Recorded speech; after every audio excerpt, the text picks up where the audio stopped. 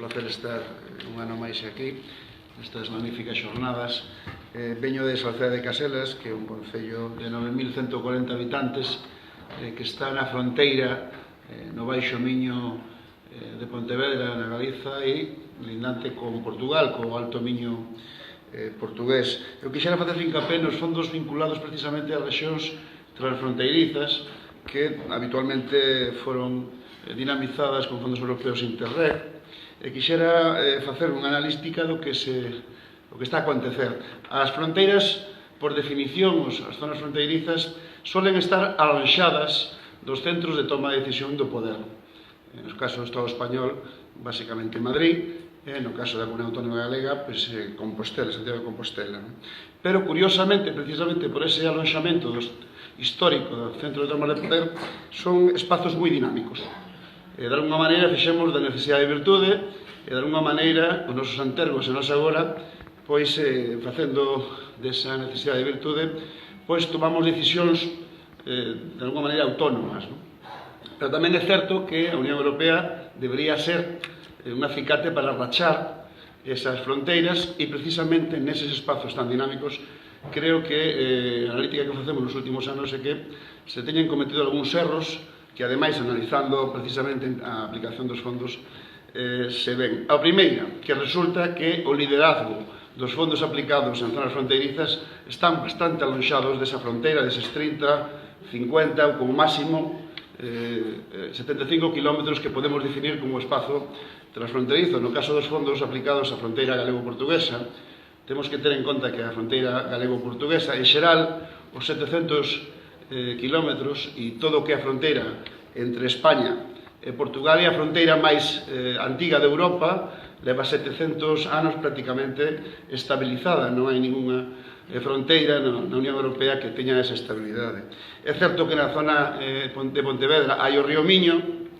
que de alguma maneira tamén dividiu, hai a raya seca e a raya húmida, neste caso o río Miño, pero unha demostración é que a imensa maioría deses proxectos foron liderados dende fora, e, polo tanto, como se dixo tamén aquí, se están liderados a moitos kilómetros do lugar de implantación dos fondos, o normal é que non se atixa e non se defina e, sobre todo, non se executen conforme as necesidades. Quixera facer tamén fincapé en que moitos concellos transfronteirizos da fronteira galego-portuguesa non recibiron prácticamente ningún fondo nestes anos. E, por outra banda, creo que un dos fracasos tamén, neste caso da Unión Europea, hai que botarlle a culpa tamén aos Estados, é que o que non pode ser é que para facer un investimento transfronteirizo a fiscalidade en Portugal e a fiscalidade no Estado español, que ainda por riba non depende dos concellos, sexa diferente. Non pode ser que as universidades portuguesas, as universidades galegas ou españolas, non haxa homologación de títulos desas consultorías que permiten, por outra banda, poder traballar en conxunto e, sobre todo, liderar, dende o punto de vista técnico e científico, tan importante pois eses proxectos, e tamén a tramitación administrativa. A verdade é que é un auténtico engorro, é moi complexo que a administración, tal como se leva, por exemplo, nos concellos portugueses ou nos concellos galegos, é tan diferente que na práctica dificulta a execución en tempo e forma deses fondos e, polo tanto, debilita esa implantación dos fondos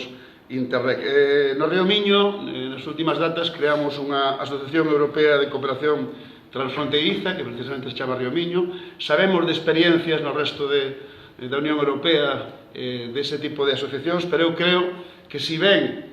foron vistas sempre con malos ollos por parte de quen detenta as competencias, especialmente os Estados, quero reivindicar aquí nos fondos europeos que se aposte neste novo ciclo, e sei que hai un risco evidente de que a aportación de fondos se cortocircuiten ou sexan minorizados, porque creo, sinceramente, que precisamente nas fronteiras é onde está ese dinamismo e, sobre todo, en rachar esas fronteiras está clave do éxito desta crise sistémica que neste momento está a vivir o conxunto da Unión Europea. De pouco vale, e remato, o que decía Lidia